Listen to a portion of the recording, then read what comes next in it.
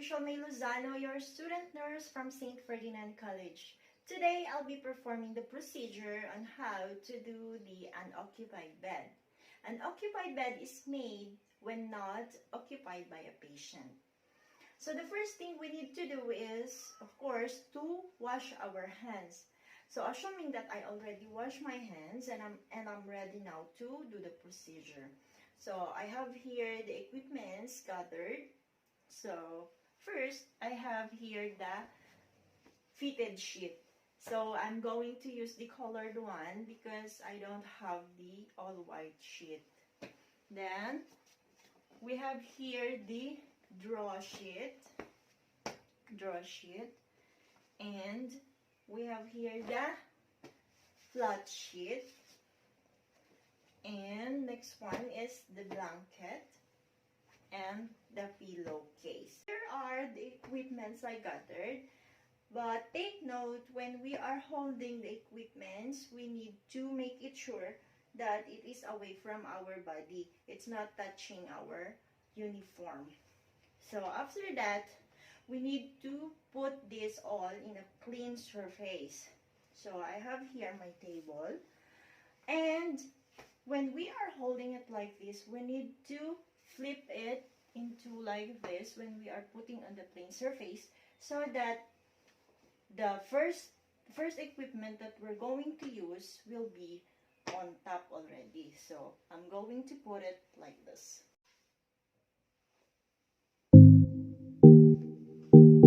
Now the first step that we're going to do is to check the height of our bed. If our bed is adjustable, then we need to raise it until the level that we are comfortable in doing all the procedures. And of course, if the rail is present, then we need it to lower. So now, since that we are using this kind of bed, it's not adjustable and there's no rail, so I'll keep it like this.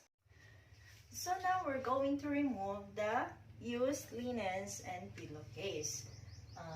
Now I'm going to remove first the pillowcase and put it on the center and roll it together with the bed sheet. Remove it like this.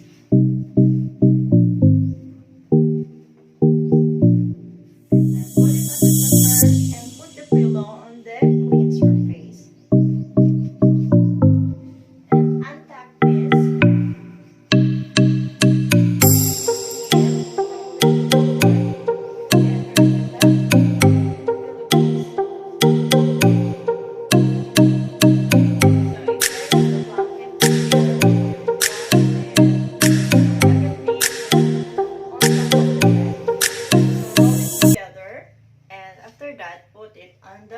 Laundry basket. After removing the used linens, pillowcases, and everything that were on top of the bed, we need to assess if the mattress is necessary to clean or wash. So now, assume that we have a clean one. So we need now to put the fitted sheet.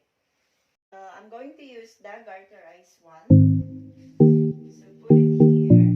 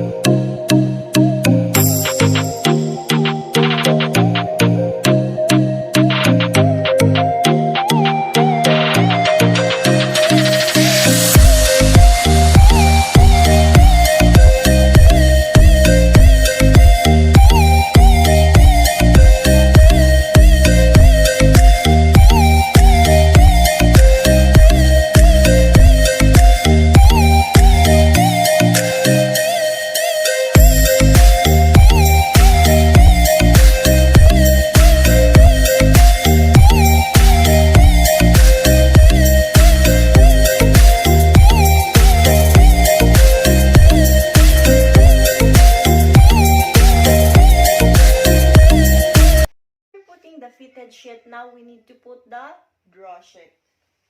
So this is now our draw sheet.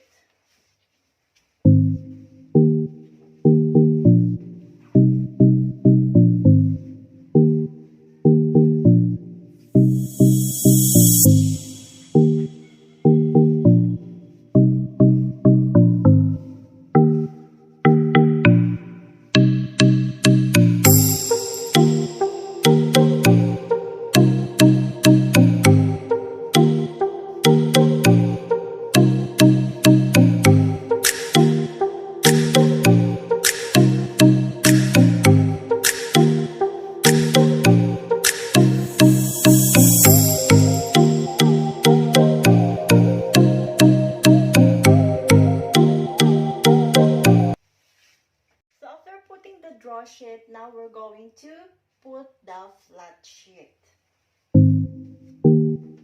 So here's the flat sheet.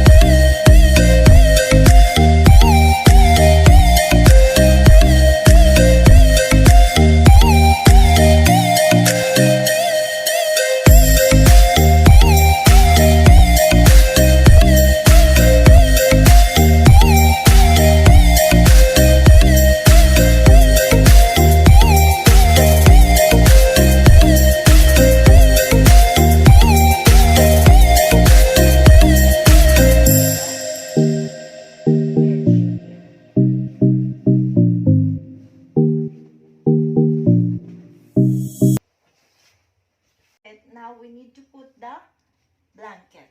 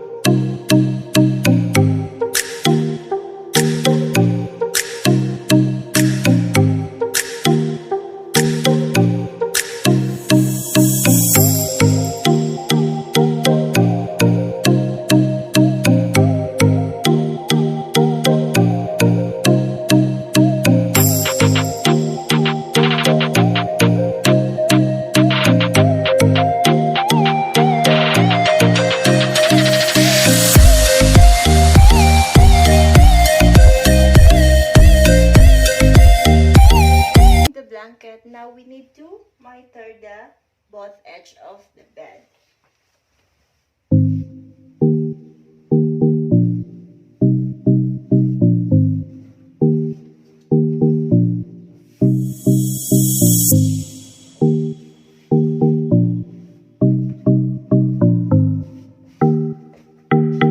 Same with the other side.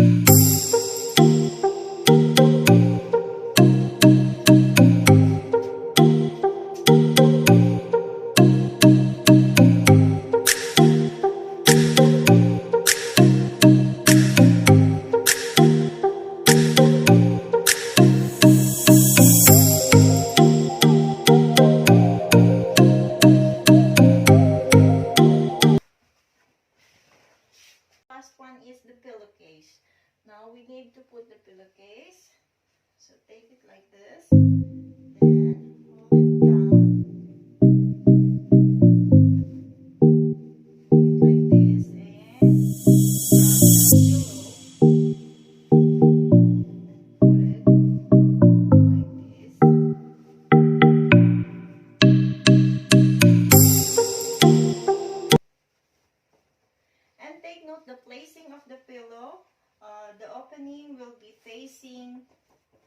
away the door. So the opening is here. So assuming that our door is in this side, then I'm going to put it like this. So now this is our unoccupied bed.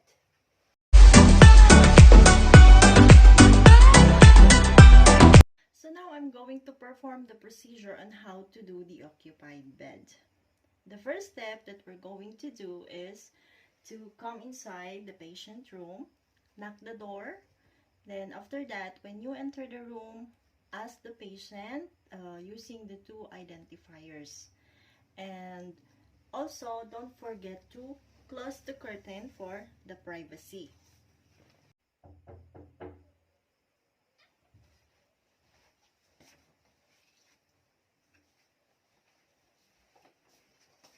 Hi, ma'am.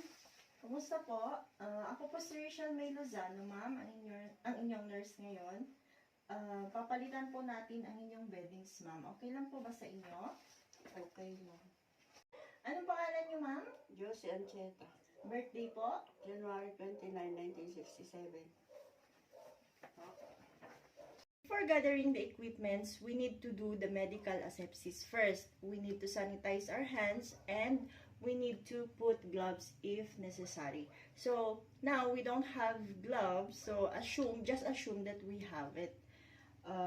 Now, here are the equipments I gathered. We have here the bath sheet. We have here the fitted sheet, the draw sheet.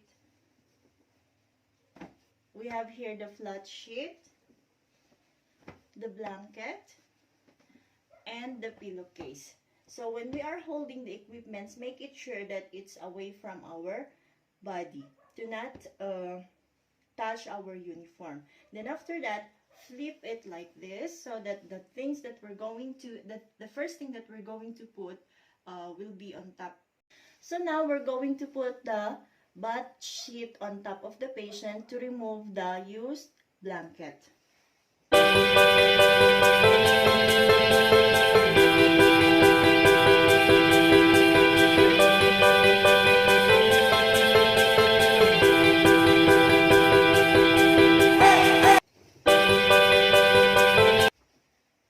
Ma'am, pwede po bang hawakan niyo dito?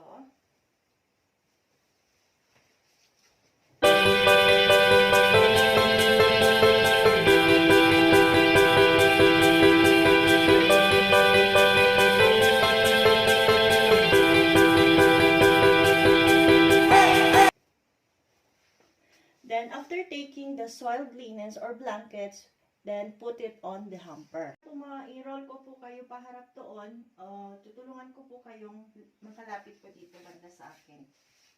Pagbilang ko po ng 3, angat po. 1, 2, 3. 1, 2, 3. Then, 1, 2, 3 po. Ngayon, ma'am, paharap po doon.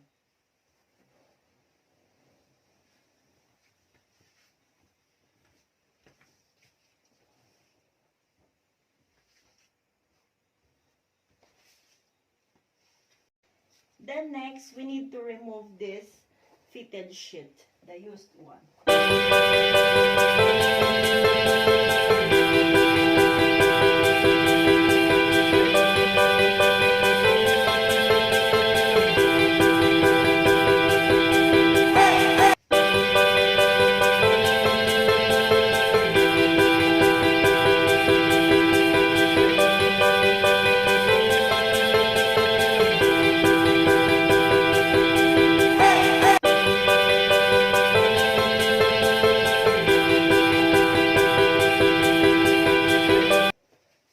Then after that, we need to take the new one.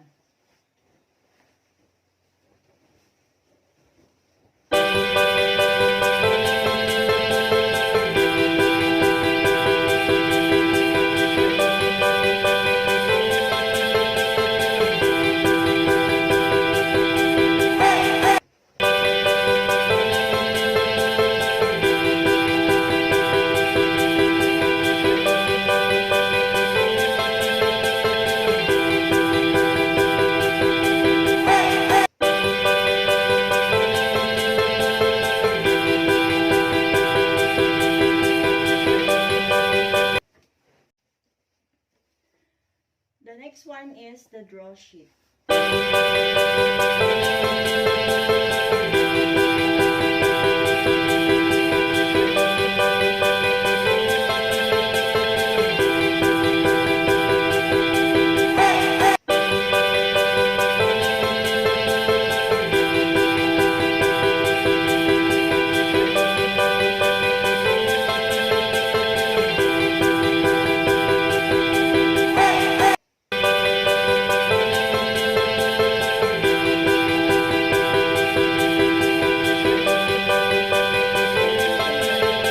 Now we need to sanitize again our hands and put another gloves, the new gloves.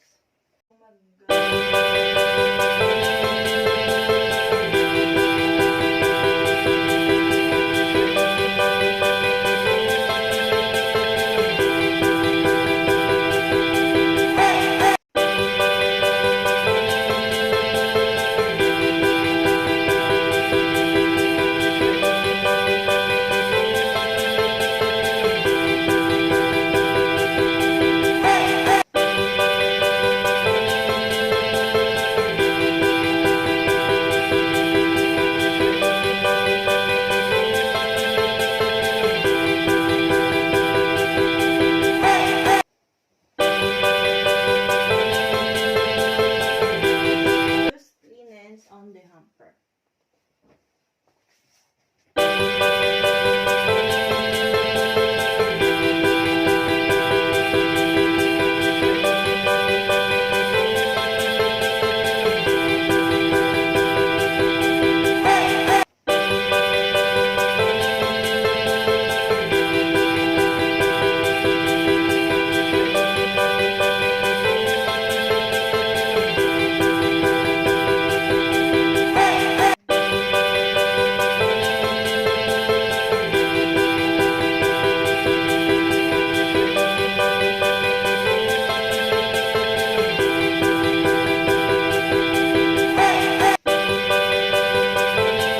Pwede na kayong mag-roll, ma'am.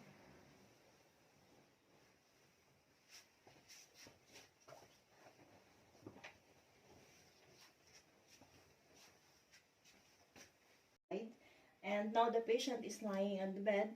Now we're going to put the flat sheet.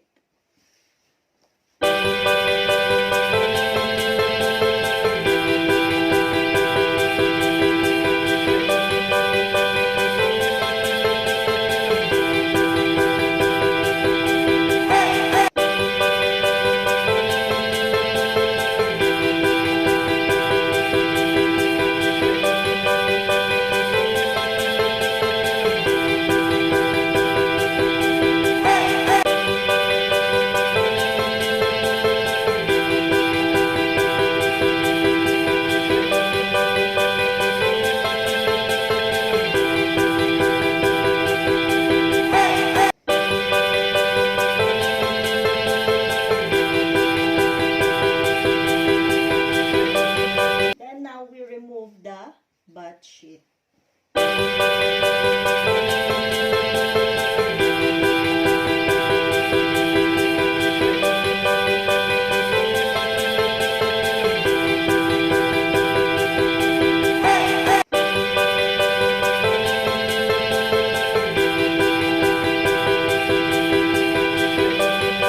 The next one is the blanket.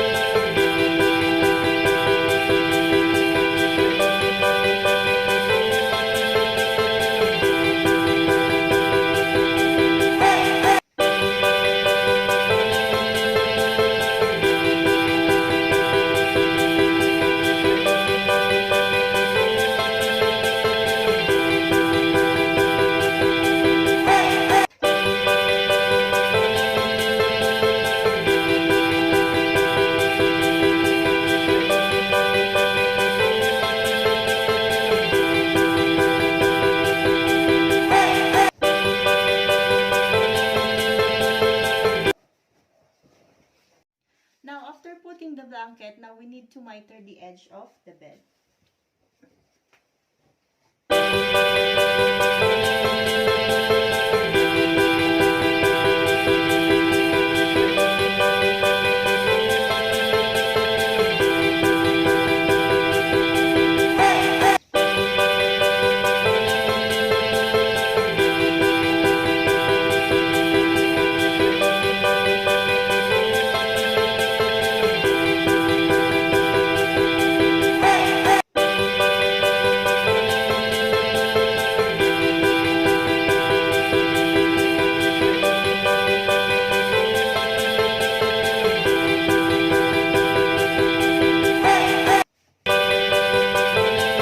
One is we need to change the pillowcase.